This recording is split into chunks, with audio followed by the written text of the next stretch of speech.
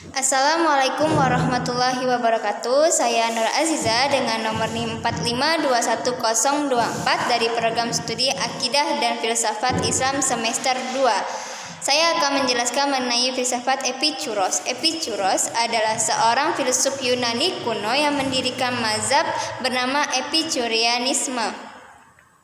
Tujuan filsafat menurut Epikuros yaitu untuk mewujudkan ketenangan dan kebahagiaan dengan perpaduan antaraksia, yaitu ketiadaan rasa takut, kegelisahan, dan kecemasan, serta aponia, yaitu ketiadaan rasa sakit. Menurut Epikuros, manusia tidak bahagia karena takut akan kematian dan membayangkan bahwa kematian itu adalah sesuatu hal yang sangat mengerikan. Epikuros hidup di antara tahun 340 sampai 270 sebelum Masehi. Dia lahir di Pulau Samos, Athena. Sebagai seorang pemuda, dia pernah mengikuti ajaran Neophanes, yaitu seorang murid Demokritos di Ios, Asia Minor.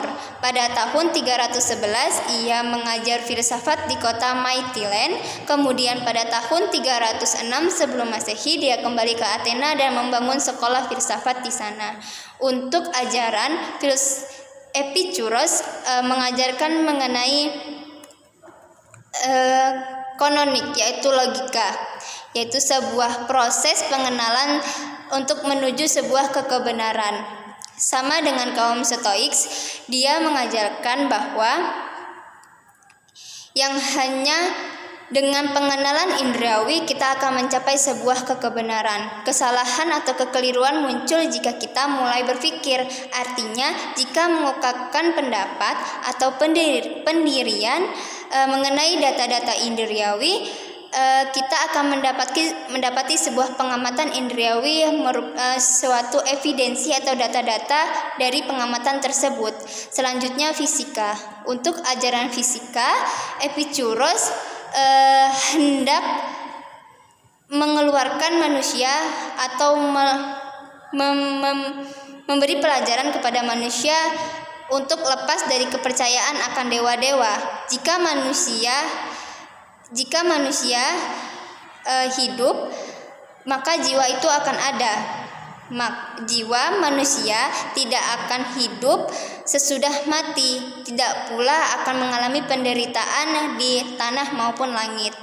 Dunia tidak satu saja, tetapi melainkan banyak di antara dunia-dunia ini. Dunia ini timbul jika seperti jiwa manusia timbul, maka demikian pula dengan ketiadaannya. Manusia dalam hidupnya mengalami gangguan atau penderitaan atau rasa ketakutan, yaitu dalam 3 aspek, yaitu yang pertama menurut Epikuros yaitu takut akan marah dewa. Menurut Epikuros, segala sesuatu itu bergerak dengan pergerakan atom, bukan dengan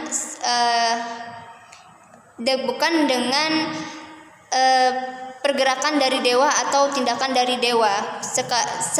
Sekalipun dewa itu ada, dia akan hidup dengan kehidupannya sendiri dan akan tenang dan memikirkan kebahagiaannya sendiri. Yang kedua itu tentang takut akan mati. Menurut Epikuros, manusia juga tidak perlu takut akan mati. Terhadap kematian, jiwa kita pun akan turut mati, sebab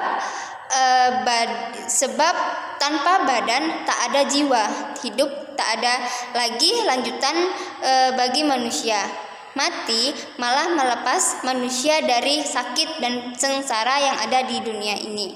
Yang ketiga itu takut akan nasib. Kepada nasib, menurut Epikuros juga manusia tidak perlu takut. Segala kejadian yang terjadi ditentukan oleh gerak-gerak atom, bukan karena suatu nasib yang telah ditentukan oleh dewa. Manusia tidak dapat mengubahnya, dan dengan demikian tak ada alasan untuk takut terhadap nasib. Selanjutnya yaitu atomisme. Inti fisika Epicurus adalah ajarannya tentang atom-atom yang diambil dari ajaran Demokritos. Namun, dalam satu hal pikirannya berbeda dari Demokritos. Menurut Epicurus, atom-atom bergerak ke segala arah tetapi mempunyai masa atom-atom jatuh ke bawah dalam ruang kosong seperti tetes hujan yang jatuh ke dalam ke dunia. Atom tidak jatuh ke bawah dengan kelurusan yang 100%. Seandainya begitu, atom tidak pernah bertemu dengan benda-benda alamiah dan tidak akan